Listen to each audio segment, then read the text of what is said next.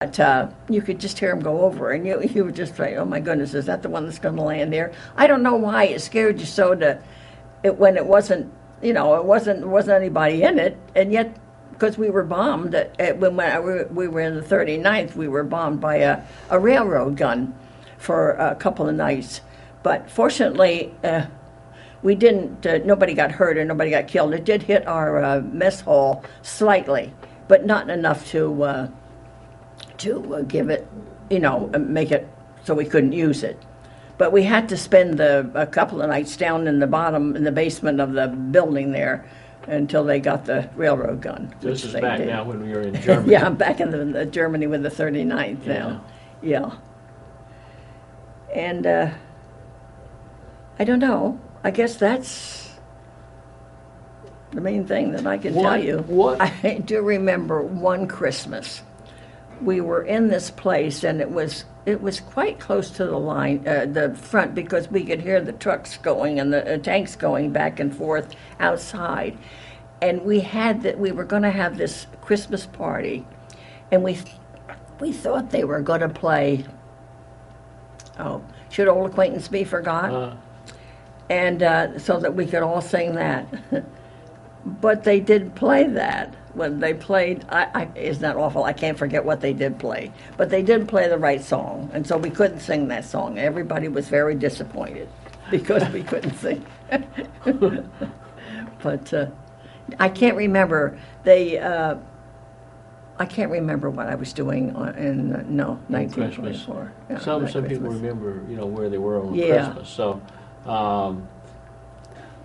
Any particular patients that you had come in that were wounded that were particularly struck you in your memory? No, except we did have some German patients. Did you? Which I would get a little impatient with, because none of them could understand too much of what we said, and of course we couldn't understand what they said, and they wouldn't keep their oxygen thing in. And I remember we did get a little impatient with them at times, but we did at one time have 3 or 4 German patients that we took care of, yes. But but that's the only time. There was only one time that we had that. The rest of the time it was all American. Oh. And I was in the medical line of the war. I never did go in the surgical. I took care of all kinds of things, believe it or not. We had measles, mumps, chicken pox, everything else. Not so much when we were over in the 39th, but when I was at a 38th Station Hospital, we had all kinds of things like that. Yeah. Yeah. And for the first time in my life, I saw a case of diphtheria. Now, you don't even hear of it anymore. And you very seldom hear of it, but we did have a case of it in our hospital. It was then when we were in the 39th hospital, and that was most unusual.